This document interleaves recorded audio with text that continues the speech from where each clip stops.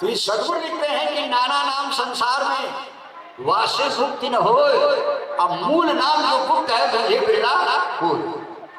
अनेक नामों से परमात्मा को नहीं जाना जा सकता, उनका नाम एक है, उसमें कोई परिवर्तन नहीं होता।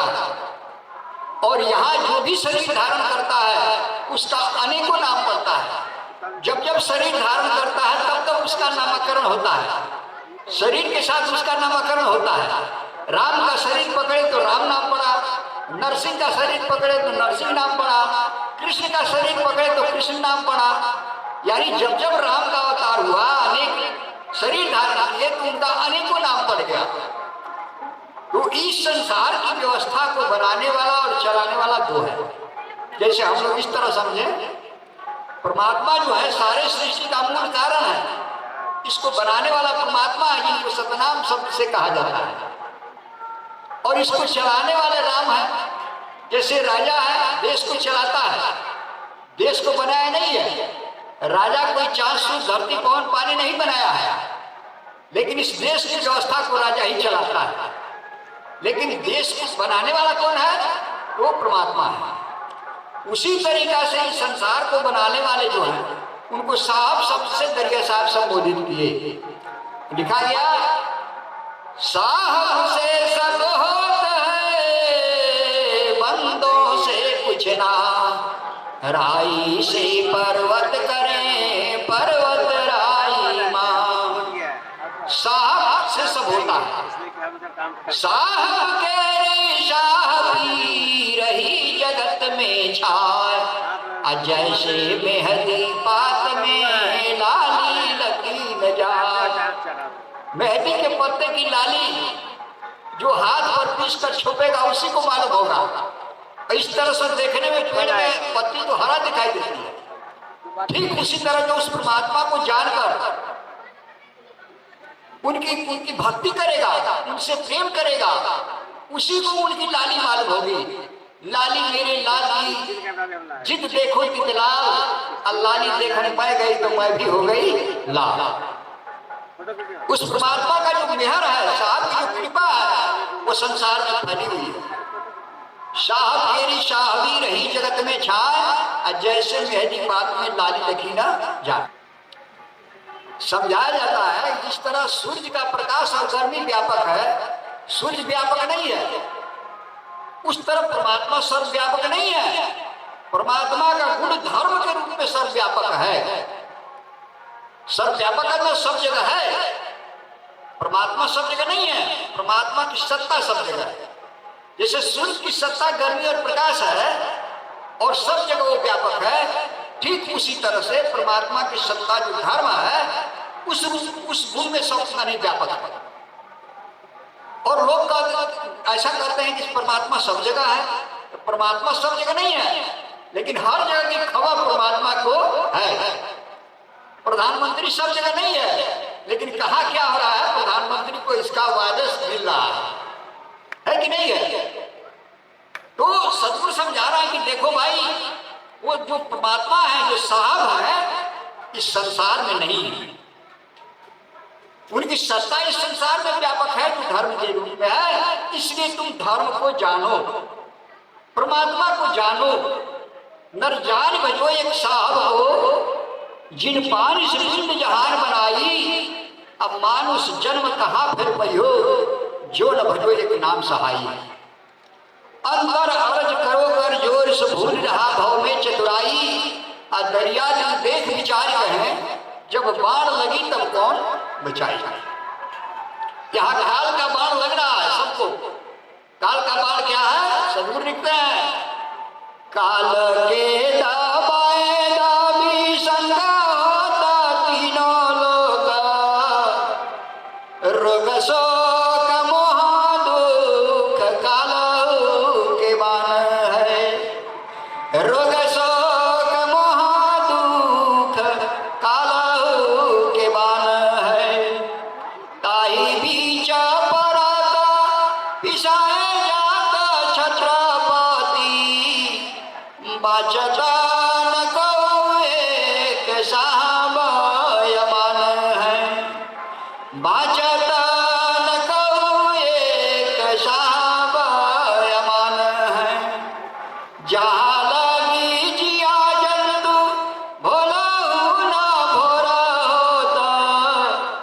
रखता उम्मीद जा कोई ये बीच ज्ञान है, रखता उम्मीद जा कोई ये बीच ज्ञान है। कहेगा रिया तीनों लोग हुआ कहता विचार, छूटेगा तो सोई जा को साहब को ध्यान है, छूटेगा तो सोई जा को साहब को ध्यान है। कहते हैं कि देखो ये तीन लोग कैद के अंदर है, छूटेगा वही जो साहब का ध्यान करेगा। आप लोग एक चीज को जानिए, जानते भी होंगे, हमारे देश में ऐसी व्यवस्था है भारतवर्ष के अंदर, एक राष्ट्रपति पद है। राष्ट्रपति को किसी को कैद करने का या दंड देने का अधिकार नहीं है, लेकिन राष्ट्रपति को दंड से मुक्त करने का अधिकार है।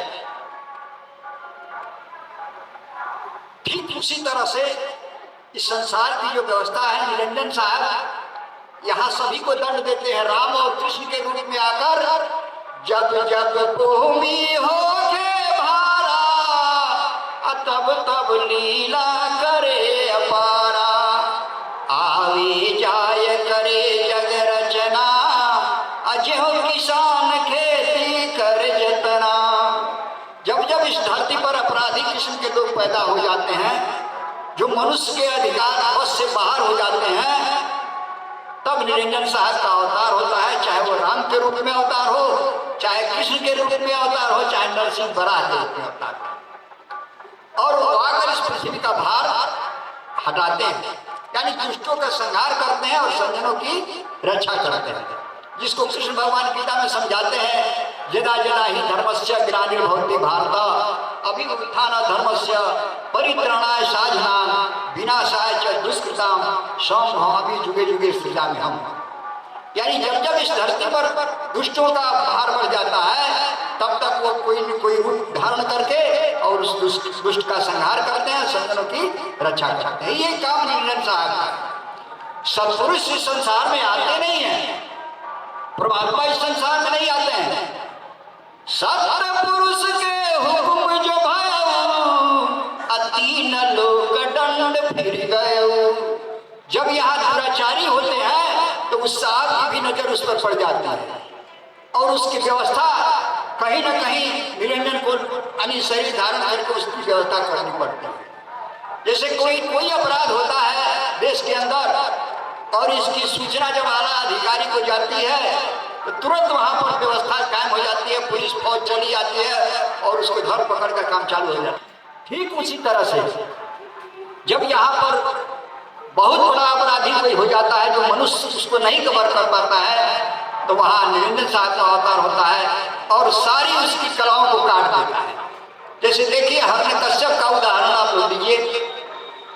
हिरण्यकश्यप वरदान मांगा था कि ना हम धरती पर मरे, ना आसमान में मरे, ना आदमी से मरे, न जानवर से मरे, न घर में मरे, न बाहर मरे, न दिन में मरे, न रात में मरे। इस तरह का वो वरदान मांग लिया तपस्या करके, और अपराध करना शुरू कर दिया। जान गया कि हमको मारने वाला कोई नहीं है, हम विश्व विजेता हो गए। तो अब जो विश्व विजेता हुआ तो निरंजन साहब को उसका संहार करने के लिए शरीर धारण करना पड़ा। तो उनके पास बहुत बड़ी बुद्धि है। कासोया जग छल बल करई, अछली सो बड़ा निरंजन है। इस संसार में कोई कितना हो बुद्धि लगा ले, निरंजन साहब की बुद्धि के आगे काम नहीं करेगी। सदगुरु लिखते हैं,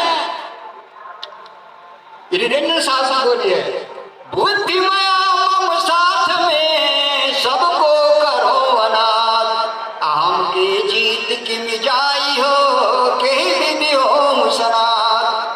कहते हैं कि बुद्धि माया मम साथ में, कहते हैं कि बुद्धि हमारी अधीन है, जिसका चाहेंगे वो उसकी बुद्धि खराब कर देंगे। जाको गई दारुण दुख दिन्ना, अवाकी मत आगे हर लिन्ना।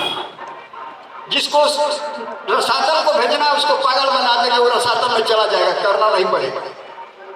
तो यहाँ ऐसी व्यवस्था है निरंजन साहब के पास कि उसके आगे सब लोग फेल है। तो देखिए वो हिरण्यकश्यप के सारे वरदानों को काट दिए, नरसिंह रूप पकड़ लिए। न वो मानव थे और न पशु थे, न अस्त्र से मरे न शस्त्र से, तो न है से फाड़ दिए उसका पेट, न जमीन पर मरे न आसमान में मरे तो ठेवना पर बैठा दिए उसको, सुता दिए। दिन में मरे न रात को, तो शाम के समय पकड़ दिए उसको। न घर में मरे न बाहर मरे, तो दरवाजे पर ले आकर उसका लात फाड़ दिए। सारा उसकी कहानी खत्म हो गई, उसका सारा बुद्धि फेल हो गया। तो यहाँ काल इतना चतुर है कि उसके आगे किसी का बुद्धि लगने वाला नहीं है।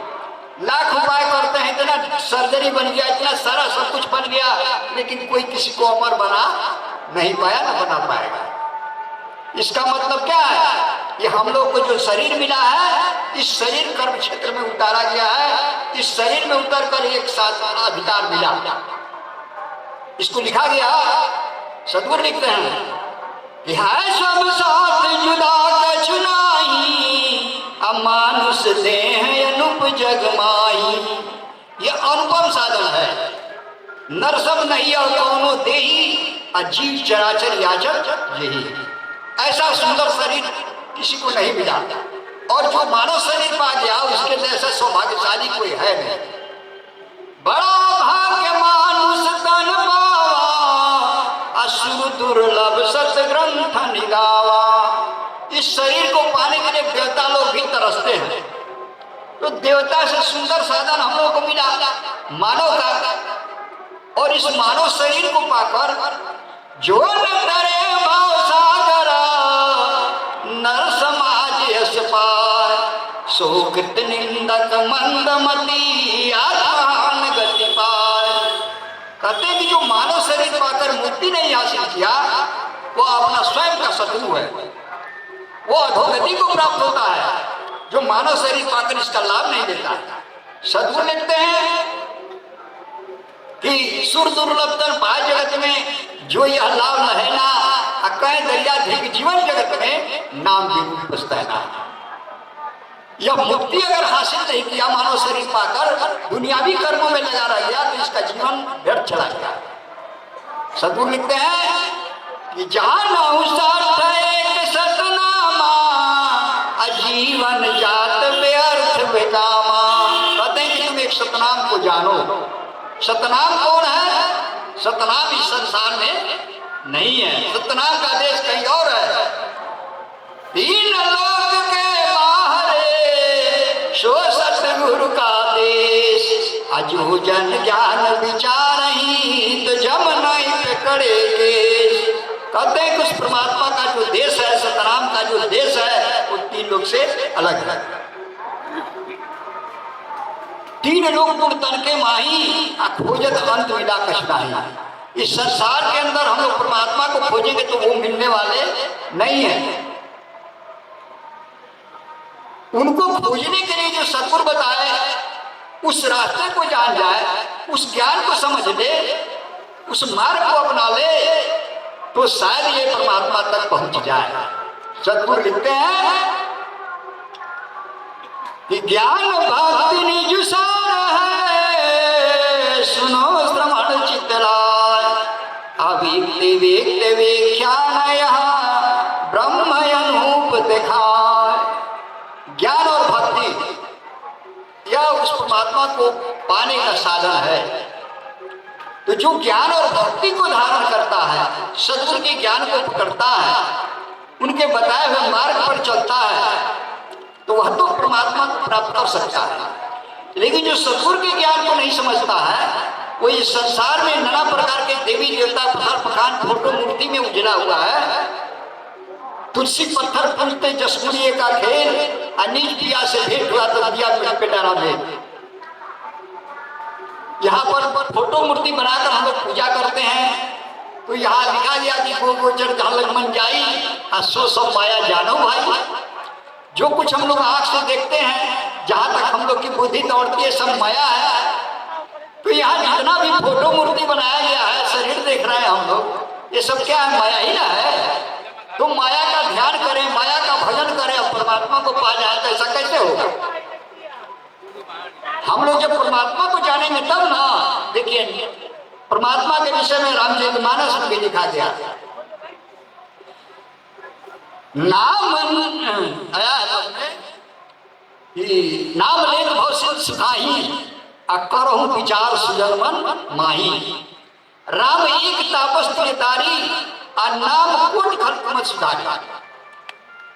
राम का उदाहरण होता है कि एक तापस प्रिया जो अहिल्या थी उनको तारे, लेकिन नाम से करोड़ों लोग तर गए।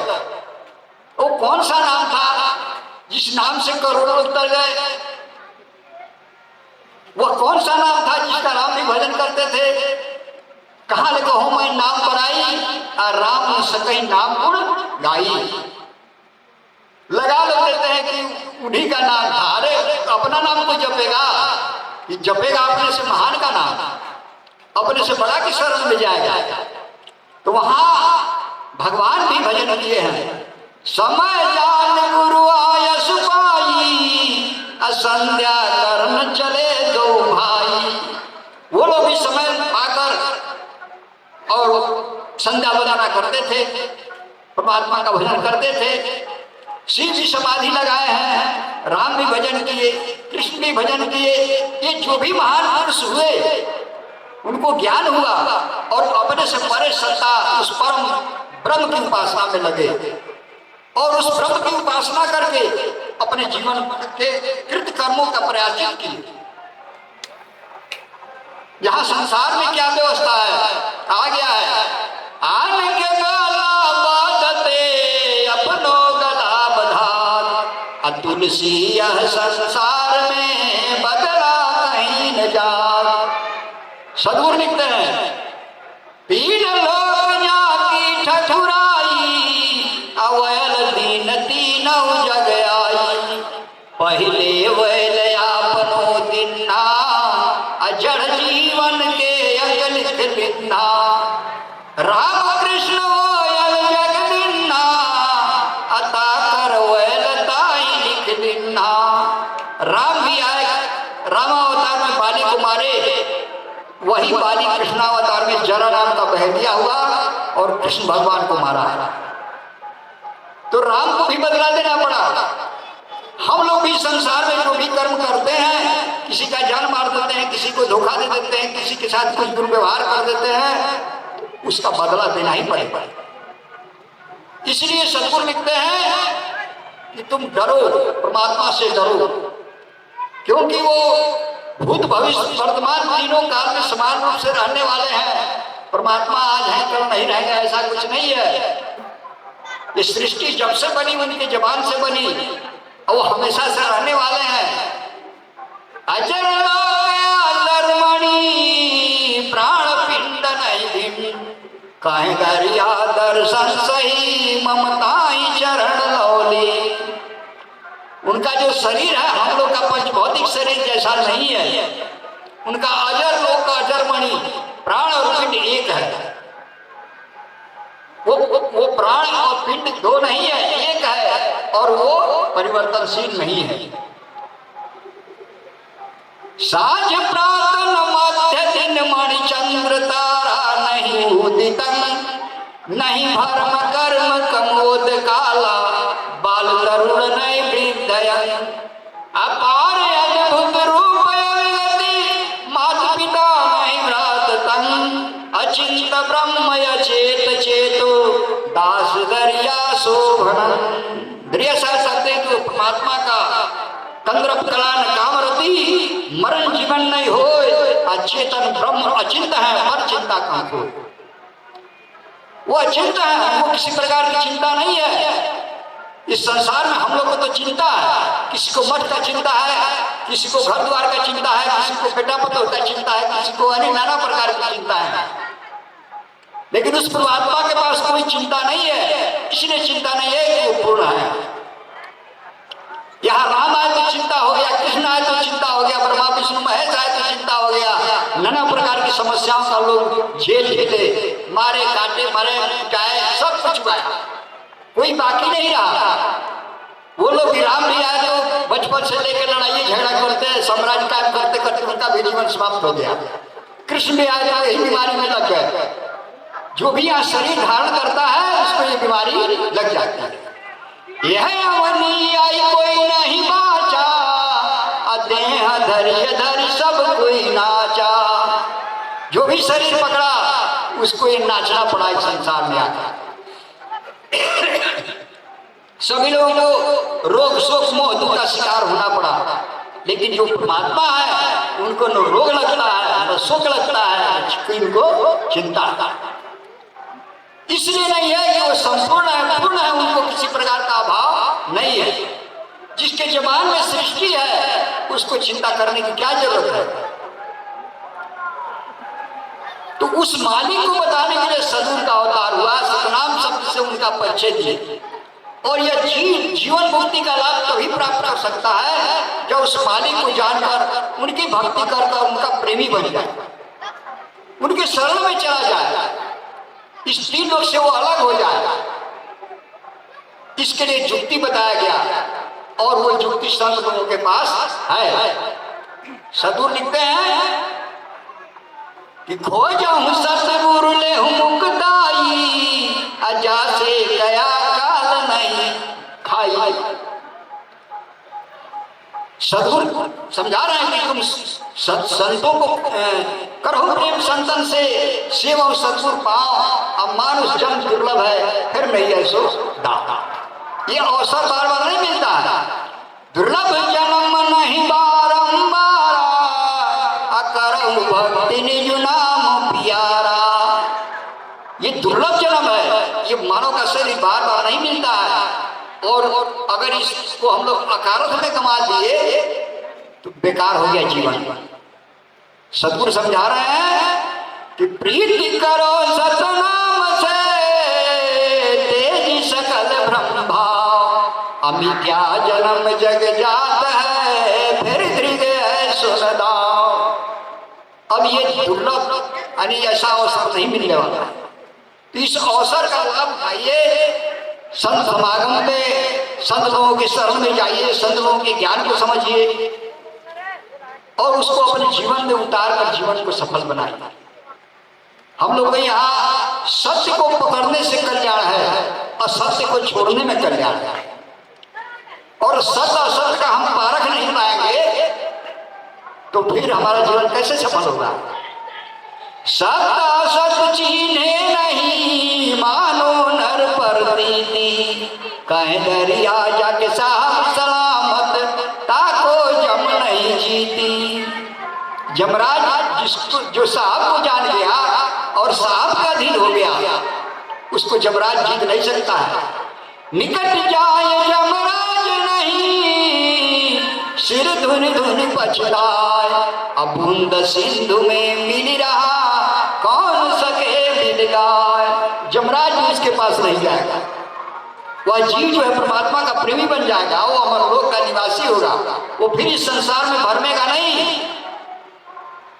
अगर उस मालिक को नहीं जाना, यहाँ देवादेव तीर्थ व्रत नाना प्रकार के भुलौना में फंसा रह गया, अपराधी कर्म किया, तो 84 लाख योनियों का दरवाजा खुला हुआ।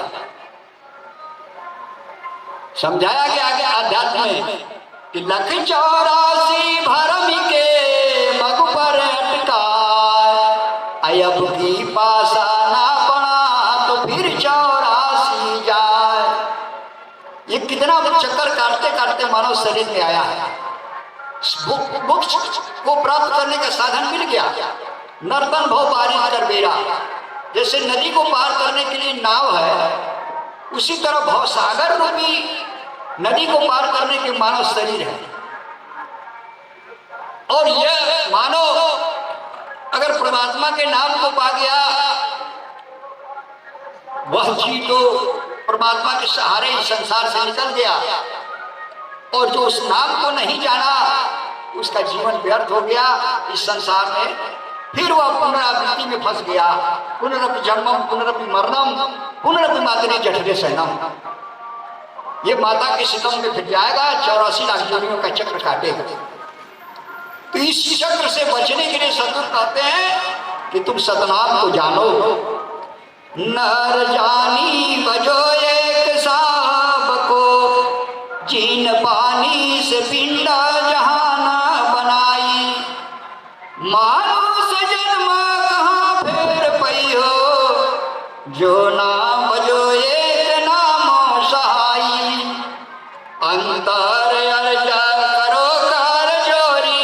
सो भूल ही रहा भाव में चतुराई, दरिया दिल देखी बिचारी कहे, जब बाढ़ लगी तब कौन बचाई।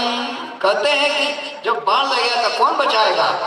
काल के दबाए दबी संक हो तीन लोग, रोग शोक मोह दुख काल हो के बाण है। इस काल के बाण से बचाएगा कौन। जो उस परमात्मा को जानेगा उसको बचाने वाले वही हैं। कहते हैं चली जाए चौकी सो बाकी न राखी, साकी है साचा देखो दिल माना, दरिया जो कहे दारी डाली भय, सोई बाची गए खूंटवा लग जाना। यहाँ देखिए मन और माया की चक्की चल रही है, काल का यही चक्की है और मन माया के फेर में पड़कर ये सारा संसार पिस रहा है। चली जग चाकी सो बाकी में राखी, साखी एहसास देखो दिल माना, दरिया जो कहे दरदाल भय, सोई बाज गए खुटवा लग जाना। जो इस मन माया की चक्की में पड़ गया है, जो शरीर धारण कर लिया है, वो सब लोग इस चक्की में पिसा रहे हैं। और बचा कौन। तो जो खूंटा में लग गया वो खूंटा जानते हैं, वही सतनाम है।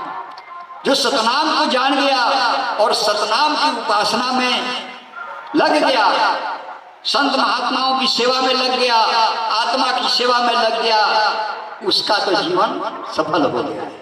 सदगुरु लिखते हैं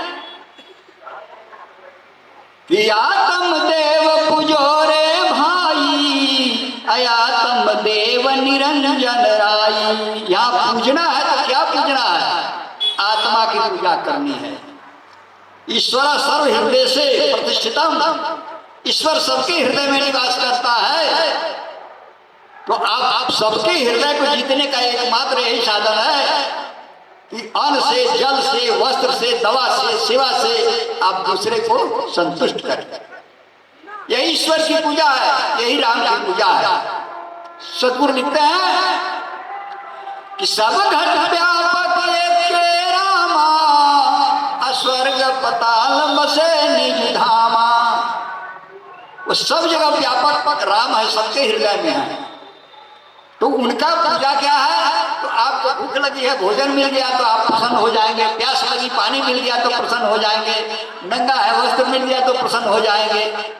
यानी आनंदित आत्मा कब होगी, जब इसकी जो भौतिक आवश्यकता है उसकी पूर्ति हो जाए, मानसिक आवश्यकताओं की पूर्ति हो जाए। तो ये आत्मा को खुश करने की बात दरिया साहब समझाते हैं। आत्म देव अन्न की पूजा, आत्म छोड़ देव नहीं दूजा। अगर आत्मा की हम पूजा नहीं करते हैं, पत्थर की पूजा करते हैं और आत्मा का वध करते हैं, तो ये महान मूर्खता है, ये राम का अपमान है। राम मछली का रूप पकड़े, राम कछुए का रूप पकड़े, राम सुअर का रूप पकड़े, राम बरा यानी नाना प्रकार का शरीर पकड़े। ये जितना भी शरीर देखा जा रहा है, सिया राम मैं सब जग जानी, अकरहु प्रणाम जोरी जुग पानी। ये सभी शरीरधारी आत्मा में यानी राम का और सीता का स्वरूप खड़ा है। राम सीता का सम्मिश्रित शरीर है, इसमें राम सीता विद्यमान है। लेकिन इस राम सीता का वध किया जाता है और पत्थर की बनाई हुई मूर्ति, फोटो की हम लोग पूजा करते हैं। अब आप एक बात थोड़ा सा आप लोग विचार कीजिएगा, किसी मूर्ति को बनाने वाला कोई चेतन व्यक्ति है, कुम्हार जो है वो चेतन है और मूर्ति जड़ है। मिट्टी को लाकर पानी देकर उसको मुलायम करके उसको अपने अनुसार सांचा में ढाल देता है कुम्हार। कुम्हार के अंदर चेतना है, वह दुख सुख की अनुभूति करने वाला है। तो यहाँ कुम्हार की पूजा नहीं की जाती है, बल्कि कुम्हार के द्वारा बनाए हुए मूर्ति की पूजा की जाती है। तो इस सत्सुर समझाते हैं कि यही पूजा ईश्वर देवता, जो पूजे सो कौन, अब बुद्धजन भले बिचारी ये बोलता भला की मोह। जो बोलने वाला है वो मूर्ति को बनाया है और मूर्ति को वही पूज रहा है, तो उसका दिमाग काम कर रहा है। दिमाग का खेल है। अरे मूर्ति को मानव बनाया तो मानव ना श्रेष्ठ हुआ। मूर्ति का देवता तो मानव हुआ। मूर्ति को यानी रूप दे दिया, उसमें रंग दे दिया, उसको शोभा बना दिया, तो बनाने वाला वो ना देवता उसका है, उसको स्वरूप दिया।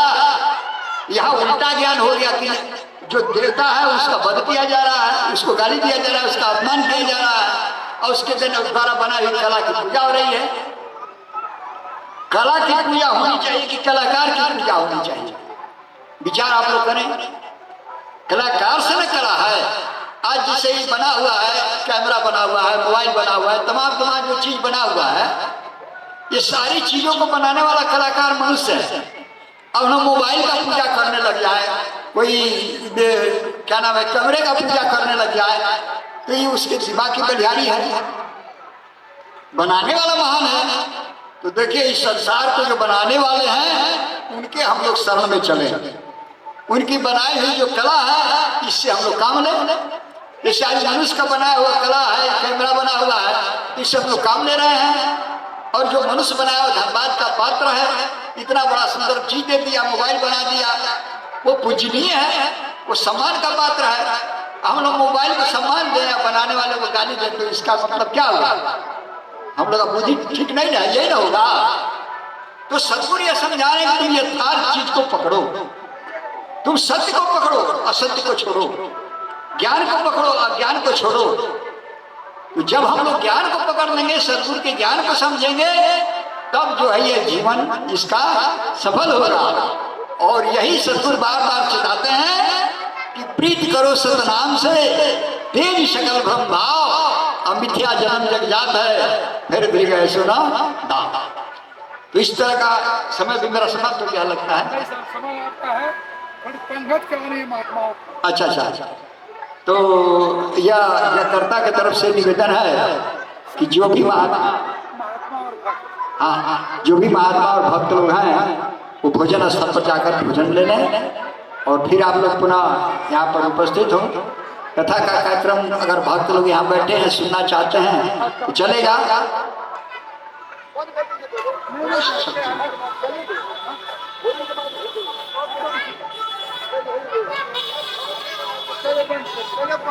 अच्छा, भोजन के लिए अब सब लोग जा रहे हैं, थोड़ी देर के लिए कथा स्थगित की जाती है, फिर भोजन उपरांत आप लोग यहाँ पर उपस्थित होंगे अधिक से अधिक संख्या में। आप लोग जब तक रहेंगे तब तक महात्मा लोग कथा सुनाएंगे।